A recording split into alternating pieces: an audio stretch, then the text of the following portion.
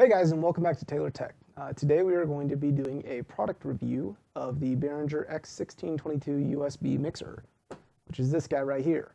So what this guy is a full-featured analog mixer with a USB interface built in on the main bus.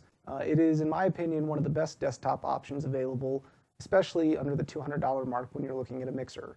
So in terms of a physical overview of the mixer, you've got all of your I/O here across the top, so all of your channel and aux I/O, as well as some control room outs, main outs, and headphone plugs, that kind of thing. You've got 4 mono channels here and 4 stereo channels here for a total of 12, as well as 2 stereo aux ins for 16 total channels of input. You've got 2 mono outputs here on the auxes, the sub outs, and the main outs and the control room outs for a total of 8 channels of output. There's 6 total buses on the mixer. So we've got aux1, the FX aux channel, aux2, sub 1 and 2, and the 2 main mix channels. You also have the control room bus, but it is only a collection of the other buses, so I don't really mention it. So on the mono channels, we have a 3-band EQ with a parametric mid, and on the stereo channels, we have a 4-band EQ. So the mono channels also feature inserts on the back, a low cut, phantom power to power your microphones, and a built-in compressor, which I currently don't use, but that's because I have a better compressor. In terms of features and functionality, it's got a built-in FX processor that has 16, I believe it is. Yes, 16 selectable FX types that you can use. It's got a built-in solo PFL functionality, so in addition to being able to solo something, you can use a pre-fader listen to be sure that you've got your levels set just right. Also, the aux1 channel can be sourced pre or post fader, allowing you to split a signal. It also features selectable routing for the channels, or matrix routing, so I have the ability to send any channel to the main bus or the sub bus or both, or none. And finally, it's got what I consider one of my favorite features on any mixer, which is a matrix input for the control room.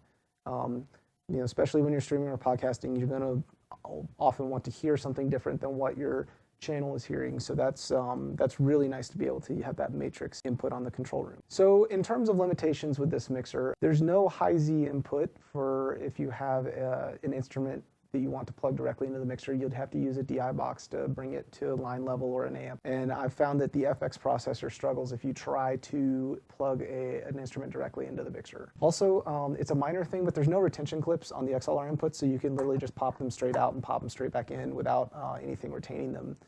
It's not as big a deal in a streaming or a lab setup or a podcast, but if you were going to try and do any other kind of production where there's people moving around you, it could be a hazard if something can get unplugged unintentionally.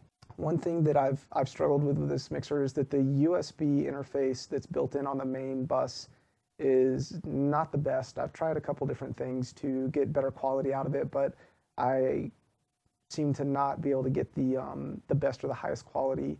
It seems to have a really high noise floor, so that's something that you'll want to keep in mind. Not that the USB interface is not useful. I'm using it right now to record this stream, but it's going to be limited. It's only 2 channels, it's only the main bus, and it is of a lower quality than what I would consider the best quality for a stream, a podcast, or general content creation. So one thing this mixer really has going for it is its price. Generally, it sells for about $200 with free shipping from either Amazon or Sweetwater, at the time of this filming at least. And for the number of features and functions that this mixer has, you're not going to find another mixer from a respected brand like Yamaha or Mackie with this many features and functions built into it, especially not one with a USB interface built into it. Now, this is not the most current version of this mixer. There actually is a newer one, the QX1622USB, which adds a USB input between the 1 and 2 channels. It allows you to hook up a stereo input device that's USB based directly into the mixer and will take channels 1 and 2 over. It also features a different FX processor that has more functionality than the one in this mixer, and that is supposed to be of higher quality. Overall, I've been very happy with this mixer. For the price I paid for it, I couldn't ask for more. It's a very sturdy build. The faders have a nice weight, and same with the pots in terms of how they move. They're not too light and they're not gritty or grindy. The audio quality from the analog side is fantastic. I really couldn't ask for more in terms of analog audio quality. The only exception in terms of audio quality that I've had has been, as I've already stated, with the USB interface, which I don't know if this is particular to my unit or if it's just common to the USB interfaces put on these Behringer mixers, it just could be a little bit better, especially on the output to the mixer, which is where I've noticed a lot of digital, I get a lot of digital noise. From an ease of use standpoint, it really is a very easy to use mixer. There's not a lot of setup involved, especially if you're only using the analog functionality. And the entirety of the PC setup is literally plugging it in. It's plug and play. There's no drivers you have to download. There is an ASIO driver that you can use if you're going to be hooking it into a DAW like Reaper or Pro Tools or something like that for latency-free audio. But for most people's purposes, it's going to be fine to just use the USB interface and use the Windows default driver with it. That again brings us back to value. This, in my mind, is one of the best values available to the content creator who is wanting to have the most flexibility and the most options with their audio game. I was able to get this mixer, a really cheap microphone, and a stack of cables for about $300, which was enough to get me off the ground and creating good content. And the nice thing about it is I'm not going to have to upgrade this guy for a long time, although I may buy additional gear to help improve my interface with my PC.